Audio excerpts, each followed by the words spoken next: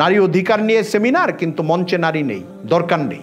নারী উপস্থিতি ছিল, পর্দার আড়ালে ছিল। বাংলাদেশে কত নারী সংগঠন, নারীরাই পরিচালনা করে, একদম টপ টু বটম নারীরাই বসে। ধর্ষণ বন্ধ হয়েছে এই দেশে, যৌতুক বন্ধ হয়েছে, জুলুম বন্ধ হয়েছে। নারীর সঙ্গে জীবনযাপনের দিক থেকে সহযাত্রী বা সহপথিক হচ্ছে পুরুষ। পুরুষই করে নারীর উপরে ব্যাপকভাবে জুলুম। পুরুষদেরকে যদি সচেতন করা যায় জুলুম না করার ক্ষেত্রে, তাহলেই তো নারী অধিকার পায়। সম্ভাব্য বেইনসাফি যাদের দিক থেকে হতে পারে, এটা হচ্ছে সমাজের পুরুষ শ্রেণী। তারা যদি অডিয়েন্স হয়, তারা যদি আলোচক হয়, তারা যদি সচেতন হয়, তারা যদি অধিকারটা পৌঁছে দেওয়ার ব্যাপারে মানসিকতা তৈরি করে রাখে, তাহলে সমস্যা কোথায়? মঞ্চে নারী উঠালে কি লাভ?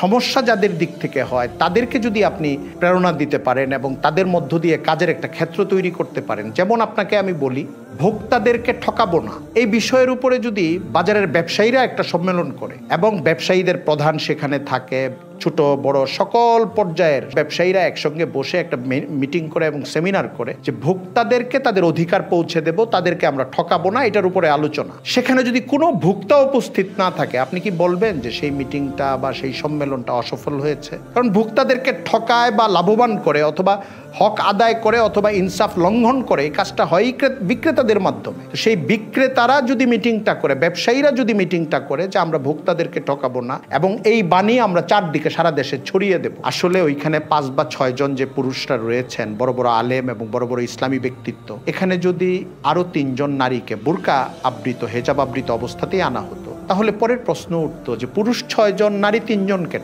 এরপরে যদি আপনি 6 জন নারীকে আনতেন, 6 জন পুরুষ 6 জন নারী বা 5 জন পুরুষ 5 জন নারী, যে সব হেজাব পরা নারীদেরকে নিয়ে আসলেন আর এইদিকে টুপি পরা পুরুষদেরকে নিয়ে আসলেন, তাহলে হেজাব না পরে যারা হেজাব পরে না সাধারণ পোশাকের, তাদের ভূমিকা প্রতিনিধিত্ব কে করবে? তাদেরকে কেন আনলেন না?